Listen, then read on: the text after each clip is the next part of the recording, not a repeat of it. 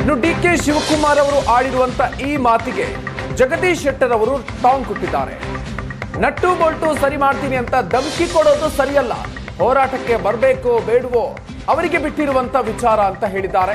ಕಲಾವಿದರಿಗೆ ಎಚ್ಚರಿಕೆ ಕೊಟ್ಟಂತಹ ಡಿಕೆ ಶಿವಕುಮಾರ್ ಅವರಿಗೆ ಜಗದೀಶ್ ಶೆಟ್ಟರ್ ಟಾಂಗ್ ಕೊಟ್ಟಿದ್ದಾರೆ. ಪಾದಯಾತ್ರೆಯ ಸಂದರ್ಭದಲ್ಲಿ ಕಲಾವಿದರು ಬೆಂಬಲಿಸಿಲ್ಲ ಅನ್ನೋದು ಒಪ್ಪೋಣ.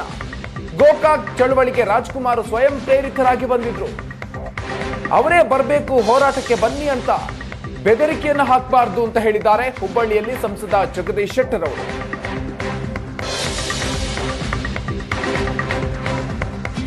ಚಲನಚಿತ್ರರಂಗ ತನ್ನದೇ ಆದಂಥ ಒಂದು ಇದರಲ್ಲಿ ವ್ಯವಸ್ಥಿತ ರೀತಿಯಲ್ಲಿ ಅದು ಹೊಂಟಿರ್ತದೆ. ನೀವು ಅವರು ಹೋರಾಟಕ್ಕೆ ಬರಬೇಕು ಬಿಡಬೇಕು ಅನ್ನೋದು ಅವ್ರಿಗೆ ಬಿಟ್ಟಂಥ ವಿಚಾರ. ಹೀಗಾಗಿ ಹೋರಾಟಕ್ಕೆ ಬಂದಿಲ್ಲ ಅನ್ನುವಂಥ ಕಾರಣ ಮೇಲೆ ಅವ್ರಿಗೆ ಬೈಯುವಂಥ ಅವಶ್ಯಕತೆ ಇಲ್ಲ. ಕನ್ನಡ ಜಾಗೃತಿ ಇದರ ಸಲುವಾಗಿ ಹೋರಾಟದಲ್ಲಿ ಇನ್ವಾಲ್ವ್ ಆಗಬೇಕು. ಹಿಂದೆ ಡಾಕ್ಟರ್ ರಾಜ್ಕುಮಾರ್ ಅವರು ಗೋಕಾಕ್ ವರದಿ ಜಾರಿ ಆಗಬೇಕಂತ ಹೇಳಿ ಅವರೇ ಲೀಡ್ ತೊಗೊಂಡ್ರು, ಲಕ್ಷಾಂತರ ಜನ ಸೇರಿದರು. ಅದರ ಬಗ್ಗೆ ಕನ್ನಡ ಚಲನಚಿತ್ರರಂಗದ ಕಲಾವಿದರು ಅಥವಾ ಉಳಿದ ಏನೇ ಸಿಸ್ಟಮ್ ಇದೆ, ಟೀಮ್ ಇದೆ, ಅವರು ಅದನ್ನು ವಿಚಾರ ಮಾಡಬೇಕು ಮತ್ತು ಕನ್ನಡ ಪರವಾದಂಥ ಹೋರಾಟ ಇದ್ದಾಗ ಅವರು ಇನ್ವಾಲ್ವ್ ಆಗೋದು ಚಲೋ ಅನ್ನೋದು ನನ್ನ ಅಭಿಪ್ರಾಯ. ಆದರೆ ನೀವು ಅವ್ರಿಗೆ ದಮ್ ಕೊಟ್ಟು ನಿಮ್ಮ ನಟ್ಟು ಬೋಲ್ಟು ಸರಿ ಮಾಡ್ತೀನಿ ಅಂತ ಹೇಳಿ ದಮ್ ಕೊಟ್ಟು ಅವರು ಹೋರಾಟಕ್ಕೆ ಇನ್ವಾಲ್ವ್ ಮಾಡೋದು ಅವಶ್ಯಕತೆ ಇಲ್ಲ.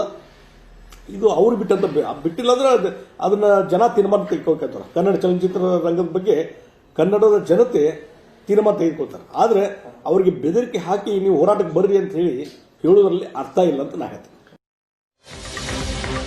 ಇನ್ನು ಡಿಸಿಎಂ ಡಿಕೆ ಶಿವಕುಮಾರ್ ಅವರ ಈ ಮಾತಿಗೆ ಕರವೇ ಮುಖಂಡ ನಾರಾಯಣಗೌಡ ಅವರು ಕೂಡ ಅಸಮಾಧಾನವನ್ನ ಹೊರಹಾಕಿದ್ದಾರೆ. ನಟ್ಟು ಬೋಲ್ಟು ಟೈಟ್ ಮಾಡ್ತೀನಿ ಅನ್ನೋದು ಸರಿಯಲ್ಲ, ಕಲಾವಿದರನ್ನ ಪ್ರೀತಿಯಿಂದ ನೋಡಬೇಕು ಅಂತ ನಾರಾಯಣಗೌಡ ಅವರು ಅಸಮಾಧಾನವನ್ನ ಹೊರಹಾಕಿದ್ದಾರೆ. ಯಾರು ಯಾರ ನಟ್ಟು ಬೋಲ್ಟನ್ನ ಟೈಟ್ ಮಾಡ್ತಾರೆ ಎಲ್ಲವನ್ನ ಕೂಡ ಮೇಲಿರೋನು ಒಬ್ನೇ ಮಾಡ್ತಾನೆ. ನಮಗೂ ಚಿತ್ರರಂಗದ ನಟರ ಮೇಲೆ ಬೇಸರ ಇದೆ, ಹಾಗಂತ ನಟ್ಟು ಬೋಲ್ಟು ಟೈಟ್ ಮಾಡ್ತೀನಿ ಅನ್ನೋದು ಸರಿಯಲ್ಲ ಅಂತ ಹೇಳಿದ್ದಾರೆ. ಕರವೇ ಅಧ್ಯಕ್ಷ ನಾರಾಯಣಗೌಡ ತಮ್ಮ ಅಸಮಾಧಾನವನ್ನ ಹೊರಹಾಕಿದ್ದಾರೆ. ಕಲಾವಿದರನ್ನ ನಟ್ಟು ಬೋಲ್ಟು ಟೈಟ್ ಮಾಡ್ತಾರೆ ಅಂದರೆ ಭಗವಂತ ಮೇಲೊಬ್ಬ ಇದ್ದಾನೆ. ಆ ನಂಬಿಕೆ ನಿಜ ಅನ್ನೋದಾದರೆ ಅವನಿಗೆ ಗೊತ್ತಿದೆ ಯಾರು ನಟ್ಟು ಬೋಲ್ಟ್ನ ಯಾವ್ಯಾವ ಸಂದರ್ಭಕ್ಕೆ ಟೈಟ್ ಮಾಡಬೇಕು ಅನ್ನೋದು ಅವನಿಗೆ ಗೊತ್ತಿದೆ.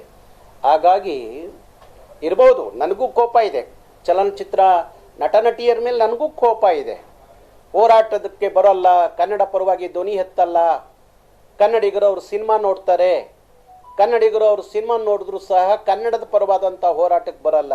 ಈಗ KPSC ವಿಚಾರದಲ್ಲಿ 70,000 ಮಕ್ಕಳು ಬೀದಿಲಿ ನಿಂತು ಹೋರಾಟ ಮಾಡುವಾಗ ಸಿನಿಮಾದವರು ಒಬ್ಬರು ಮಾತಾಡ್ತಾ ಇಲ್ಲ ಅನ್ನೋ ನೋವು ನನಗೂ ಇದೆ. ಆದರೆ ಅದಲ್ಲ ಪರಿಹಾರ, ನಟ್ಟು ಬೋಲ್ಟ್ ಅಲ್ಲ ಪರಿಹಾರ. ಅವ್ರನ್ನ ಪ್ರೀತಿಯಿಂದ ಬರಮಾಡಿಕೊಳ್ಳುವಂಥದ್ದು ಭಾರಿ ಮುಖ್ಯ ಅಂತೇಳಿ ನಾನು ಅಂದ್ಕೊಂಡಿದ್ದೀನಿ. ಕಲಾವಿದರನ್ನ ನಟ್ಟು ಬೋಲ್ಟು ಟೈಟ್ ಮಾಡ್ತಾರೆ ಅಂದರೆ ಭಗವಂತ ಮೇಲೊಬ್ಬ ಇದ್ದಾನೆ. ಆ ನಂಬಿಕೆ ನಿಜ ಅನ್ನೋದಾದರೆ ಅವನಿಗೆ ಗೊತ್ತಿದೆ ಯಾರು ನಟ್ಟು ಬೋಲ್ಟ್ನ ಯಾವ್ಯಾವ ಸಂದರ್ಭಕ್ಕೆ ಟೈಟ್ ಮಾಡಬೇಕು ಅನ್ನೋದು ಅವನಿಗೆ ಗೊತ್ತಿದೆ. ಹಾಗಾಗಿ ಇರ್ಬೋದು, ನನಗೂ ಕೋಪ ಇದೆ, ಚಲನಚಿತ್ರ ನಟ ನಟಿಯರ ಮೇಲೆ ನನಗೂ ಕೋಪ ಇದೆ. ಹೋರಾಟದಕ್ಕೆ ಬರೋಲ್ಲ, ಕನ್ನಡ ಪರವಾಗಿ.